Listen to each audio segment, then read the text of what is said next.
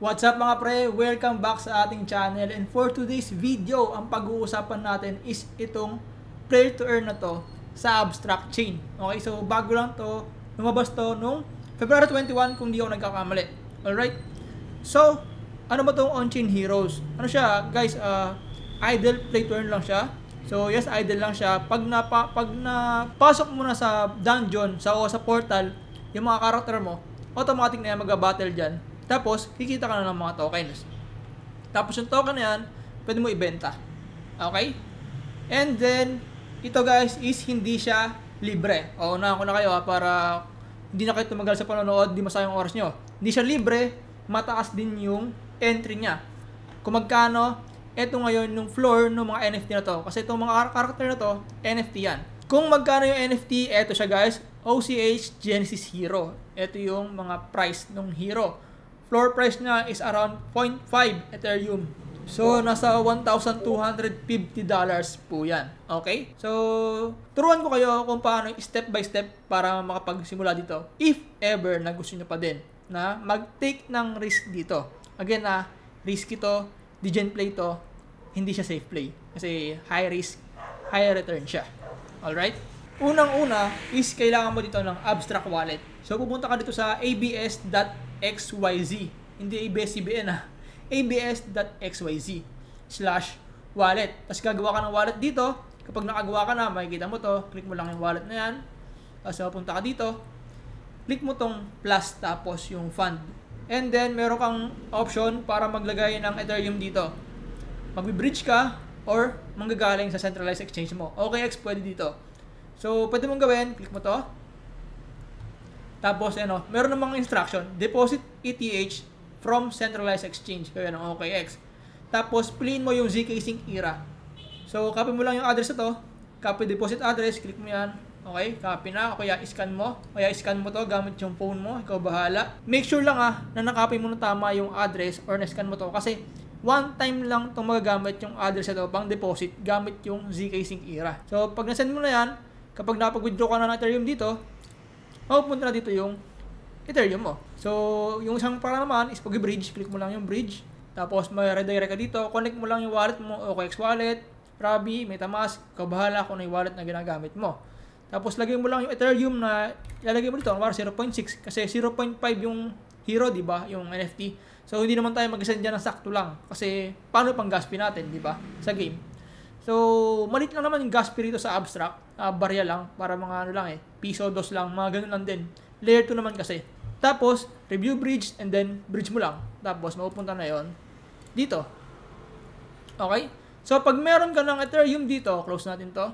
Pag meron ka ng Ethereum dito, punta ka dito sa Magic Eden, sa marketplace ng OCH Genesis Hero. Yung link naman netong mga to, mga gagamitin ko sa video na to, ilalagay ko lahat yan sa description box ng video natin para hindi na kayo maligaw. Okay? Tapos, click mo lang yung hero, tapos click mo yung buy. Kaya ito yung buy. Pero, mas maganda is ito. Punta kayo dito sa filter, trade filter, tapos sa levels. Tingnan nyo yung floor, di ba 0.5. Tapos, pumili kayo ng medyo mataas na yung level. Ito, 5.2. Kasi mas okay to. Kasi yung mas mataas yung level, mas marami na kukuhang token per day. So, ito, ang level niya is ito, season 1 level, level 3. Okay, so, mas goods to. Kumpara dun sa 0.5 na floor price. Mas okay na yan. Kung meron lang kayong extra budget. Pero kung wala, level 1 bilhin nyo. Wala nang problema dun. Ayan, level 1. Diba? So, kapag nakabili na kayo, makikita ko nyo dito sa NFTs nyo, sa Abstract Wallet nyo. Yung sa akin, hindi makikita rito kasi nasa game pa siya. Nasa loob ng dungeon, naka-stake. Kaya, wala siya dito.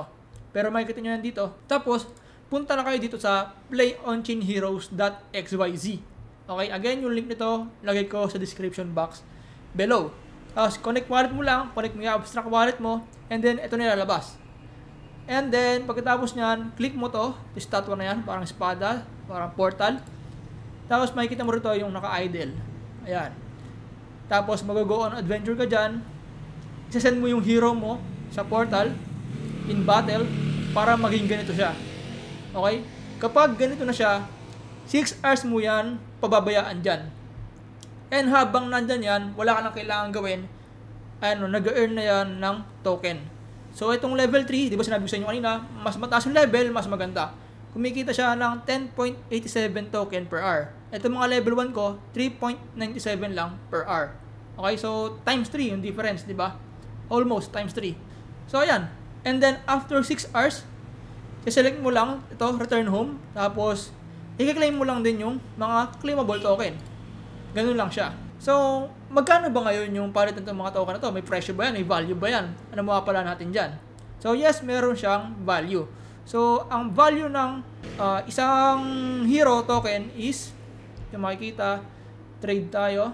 So, click natin yung trade. Search mo dito yung hero. Yan.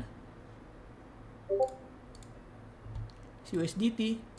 Ang 1 hero po is $0.26 ang isa. Dito, 10.87 per hour, 3.97 per hour, 3.97 per hour. So, yan. Para hindi na kayo mahirapan mag-compute, merong application ito na pwede mong gamitin. Tignan, i-paste mo lang yung wallet address mo dito, tapos makikita mo na dito yung account mo, yung mga heroes mo, kung ilan yung daily na makukuha mo ng hero token. Ito sa akin, 546.58 hero. So, magkano yan per day? Para di na tayo mahirapan. So, yan. $143 per day ako sa current na build ko or sa lineup ko. 4 heroes yan. So, bumili ko kanina 0.5 ang isa. So, nasa 2 Ethereum yung yung gastos. So, medyo malaki. So, kung titignan natin to, nasa around 38 days yung ROI. Kung di mababago yung presyo, kung di mababago yung presyo ng NFT, hindi mababago yung presyo nitong token. And, eto yung kagandahan sa kanya. Siyempre, nasa abstract chain to, bago pa yung abstract, kaka-mainnet pa lang. Habang naglalaro tayo, habang kumikita tayo ng token, ng hero token, is nagkakaroon pa tayo sa rewards, nagkakaroon pa tayo ng abstract XP. So, yung XP na yan, sooner or later, magiging airdrop din yan. Sana. Kasi ito, mataas naman yung chance na maging airdrop to. Okay? So, yun. So, 2-in-1 itong ginagawa natin. Nakaka-earn na tayo ng hero token, nakaka-earn pa tayo ng abstract XP. Tapos, sa economics naman ng game, paano natin matitignan na hindi siya magdadump agad or hindi siya bubulusok dire-diretso pababa, is eto yung use case ng hero token. Yung hero token, pwede mo gamitin pang level up ng character mo. Di ba level 1 yung mga unang build natin. Tapos habang tumataas yung level, tumataas din yung income na pwede natin makuha per day or per hour. Punta ka dito, tapos dito ka magte-train ng mga heroes mo para mag-level up. So, ito wala kasi nandito pa yung mga heroes ko, di ba? Nagba-battle pa. So, after 6 hours, pwede ko na silang kunin dyan, tapos dalhin dito pagpa-level. Tapos, habang nagpapa-level naman, pwede ka ulit bumattle. So, yun yung kagandahan doon. Tapos, ang kagandahan dito, yung 50% ng total spent natin dito, kunwari, nagbayad ako ng 100 tokens pagpa-level, yung 50 doon, i-burn na. 50% i-burn. Okay, so wala lang sa circulation, burn na. May burning mechanics din dito. So, sa mga nag-aksi dyan, alam yan, di ba? So, may burning mechanics. Tapos, yung 50% nakatabi yun para reward sa mga leaderboard. Saan mo makikita yung leaderboard? Dito sa taas. Ito. Ayan. So, ano to si tropa na ating si Verm? Ayun, 17. Rank 17 na pala si Verm. So, shoutout kay Verm. Siya yung isa sa nag-shield sa akin ito. Nakita ko to sa kanya. Pati si Austin, yan. Shoutout sa inyo. Sa pambubudol. Sila nang budol sa akin para magsimula dito. Bumili na to. So, pag nalugi ako, sila na lang sisingilin ko. De, charot. Siyempre, pag nalugi ako, kasalanan ko yun. Ganun talaga yun. Pwede bang gusto ko kumita tapos sure ball, walang lugi? Hindi pwede yun, pre. So, ganun. Tingnan nyo yung data. Ito yung data ng token. Ito na yung na-claim na hero token sa game. 13.4 million. Tapos, yung na-spent or mga nagamit sa pagkapa-level and all, 12.7 million. So, biruin nyo, 13.4 yung na-claim, pero napakadami nung nagamit sa spending ng mga tao, di ba? So, lumalabas lang ang supply sa market ngayon is 685k lang. Kasi 12.7 yung na-spend na. And then, kaya sinabi ko kanina, kagandahan dito sa na-spend na to, 12.7 million, kalahati dyan, i-burn ng team pagkatapos ng season 1. Tapos, every season, bumabalik yung character natin sa level 1. So, season 2, level 1 ulit lahat yan. So, kailangan mo pa rin ng hero token para magpa-level, di ba? So, hindi ka matatenga sa level 10 agad. Hindi. Babalik ka sa level 1. So, kailangan mo talaga ng hero token. Tapos, again, 50% burn, 50% punta sa leaderboard. So, hindi ko lang alam, di natin alam kung ilan top yung mabibigyan, kung top 100 ba, top 1,000 ba, di ba? So, pero sana top 1,000 para maabot tayo. Yung season 1, matatapos to sa March 12. So, less than 2 weeks na lang, mga ganun, di ba? So, kayo bahala kung gusto nyo humabot. Eto pwede nyong intayin na matapos yung season 1 bago kayo pumasok or mag-entry. Para meron din kayong basis. Tingnan nyo kung tataas or bababa yung presyo ng token. Tapos, kung tataas or bababa yung presyo ng NFT para makadagdag rin sa sa decision making. Ako kasi nag-risk na ako ngayon habang medyo aga-aga pa, ilang araw pa lang yung nakakalipas sa season 1. Okay, so hopefully makaabol. And ito pa yung isa, bakit gustong magpa-level ng mga tao dito? Bakit gusto nila mag-level 10? Pwede namang ibenta na lang yung mga token. Ba't gagamitin ko pa pang pa-level? Kasi bukod sa pag mataas level, mas mataas yung makukuha mong reward. Kapag level 10 ka, is makakapasok ka sa dungeon sa end ng season. Meron dungeon na lalabas. Tapos sa dungeon na yun, meron ka makukuha doon na NFT. So kung anong NFT yun, hindi natin alam. So kaya gusto ng tao magpa-level 10. Lahat ng character nila gusto nila pa-level 10 para mas maraming level 10, mas maraming reward. So nandito po yan sa white paper nila. So ito yung white paper ng On-Chain Heroes, pwede nyo basahin.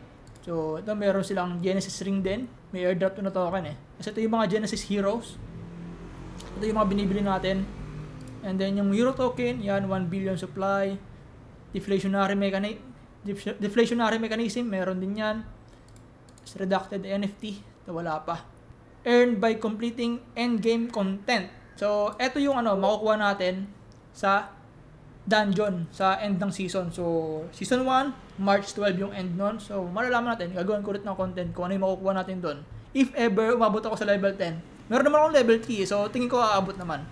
So, sa gameplay, ito yung season 1. Ito yung goals ng season 1. Introduce players to concept of on-chain idle games. Distribute tokens and NFT into the hands of as many players as possible. Establish solid foundation. So, start is February 20 pa lang nagsimula, hindi February 21. February 20, nag-start. Tapos matatapos siya March 12. So, 3 weeks lang every season. Here's how they work. So, paano siya nag-work? So, leveling, papasok tayo sa dungeon, kagaya sinabi ko kanina. Tapos, dun tayo magka-battle ng idle. Sending heroes na battle, yan. Tapos, makakuha tayo ng hero token. Tapos, ipapalevel natin yung mga hero natin. Dito nga.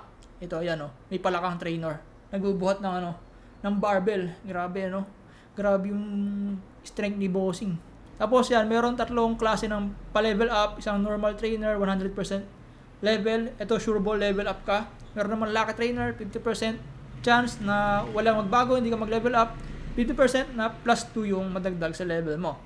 So, dito, pag level 1 ka, ito rin, kudos din kay Verm. Sinabi niya, is mas okay, gamitin mo tong Lucky Trainer o kaya Chaos Trainer. Kasi level 1 ka naman, walang effect sa'yo yung negative 1 level. Tapos, plus 0 level, is parang okay lang. Pwede ka naman mag-try ulit, di ba? Mabawasan ka lang ng token. Tapos, 25% chance dito, plus 2 level, 5% chance yung plus 3 level. Tapos dito, Lucky Trainer plus 2 level agad pag nakachamba ka. Okay, pero kung ayaw mo mag-gamble, normal trainer para sure ball plus 1 level. So, 10 level yon. Training cost, 24 hours worth of hero earnings at current level. So, yun yung cost per level. Tapos, after leveling attempt, the hero will be exhausted and require 12 hours of rest before leveling attempt. So, after mo magpa-level, meron niyang cooldown na 12 hours bago ka magpa-level ulit. Pero kahit naman nag-aantay ka ng 12 hours magpa-level ulit, pwede mong gamitin yung hero mo pang battle. So, yun yung kagandahan doon. Kasi ito sa endgame, sinasabi ko, dito, unlock mid-season mid-season and requires level 10 heroes and hero. So may bayad din na hero pagpapasok sa dungeon na to, sa end game, sa end season. So di ba, lahat ng hero na binabayad natin dito sa game, sa leveling up, pag-entry sa dungeon, is 50% dyan burned agad. Okay? Tapos ito yung makukuha natin dyan, compete to earn NFT, redacted pa, hindi pa natin alam kung anong NFT yun, malalaman natin yan. Tapos introduces new mechanics. So pag end ng season, tapos season 2 na, malalaman natin kung ano yung bagong mechanics per season. Sabi nila, iba-iba raw yung mechanics ito per season eh. So maganda yun para hindi iisa lang, maano yun masyado, may exploit yung game, di ba? So, di ba? Kailangan maging level na ng mga hero natin para makapasok tayo sa dungeon, makakuha tayo ng NFT. So, yung use case ng token nandoon eh. Tapos sobrang early pa. Kaya, yun yung reason ba't pumasok ako. Ba't ako nag-risk. So, kung kayo, nag-make sense din sa inyo yung reason na yun, is pwede nyo i-try. Pero kung hindi nag-make sense, syempre, wag nyong subukan. Dahil pera nyo yan, pre. Hindi ako may control ng game na to. Anytime, pwede tayo matikpihan sa muka nung mga early dito. Pero, as early as now, ilang days pa lang, I don't think so. So, sana tumagal to ng mga ilang months. Kasi, ito talaga, may pagka-Ponzinomics talaga eh. So, meaning Ponzinomics, hindi siya pang long term, hindi siya pang matagalan. Ako na nagsasabi sa inyo, mahuli tayo dito. Pag nahuli ka dito, ikaw matipian sa mukha, boom, wala na naman. Talo ka na naman, lugi ka na naman. So, pag ganon, is wag mo na tong itry. Lalo kung wala ka namang extra money, lalo na mataas yung entry dito, is hindi talaga siya suggested para sa mga newbie, lalo na sa mga limited yung capital. Pero kung ikaw yung matagal na sa space, lalo na pumaldo ka naman sa Axie, sa mga Crypto Blades 2021, alam mo na yung mga ganito nag-work eh, alam mo na. So, pag early ka paldo, pag nahuli ka na, wala na, talo na. So, ito, early pa siya. Check nyo yung mga links nito, ilagay ko sa description box sa baba. And then, yun lang guys. Maraming salamat sa panonood. Peace out. God bless. Follow for more. And also, huwag nyo kalimutan mag-subscribe